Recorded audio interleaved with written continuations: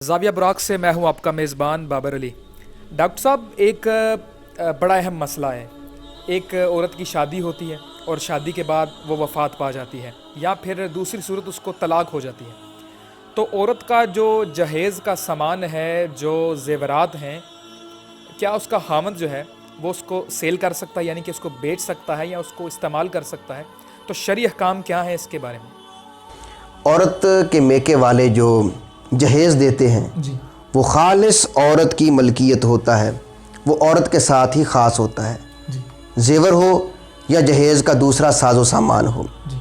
बाकी रही बात इस्तेमाल की कि उस साजो सामान को मर्द के घर वाले इस्तेमाल कर सकते हैं या कि नहीं कर सकते।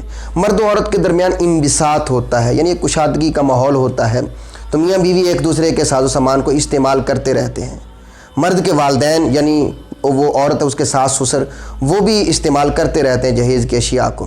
इस्तेमाल करने की अगर इजाज़त दी है उस औरत ने तो बिला कराहत उसका इस्तेमाल जायज़ है।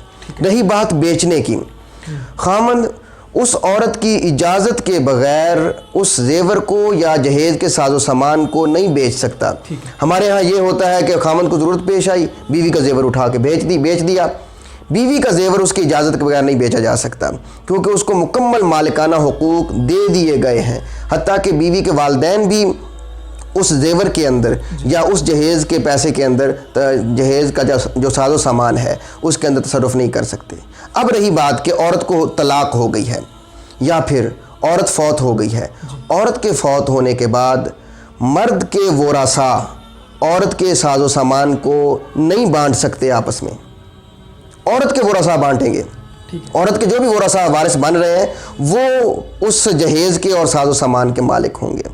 मर्द के वोरासा या मर्द खुद उस जहेज़ के साजो सामान को नहीं बांट सकता या नहीं वो बेच सकता। हाँ, अलबत्ता वारिस होने की हैसियत से वो खामद जितना उसका हिस्सा बनता है, ठीक है, एक खामद होने की हैसियत से सिर्फ उतना ले सकता है, उससे ज़ायद नहीं ले सकता। अगर तलाक हो गई है, तलाक होने के बाद चूँकि औरत ज़िंदा होती है, जो ज़िंदा है वो ख़ुद मालिक है। जब ख़ुद मालिक है, सारे का सारा जहेज़ औरत का ही होगा, जहाँ चाहे वो रख सकती है, इस्तेमाल कर सकती है।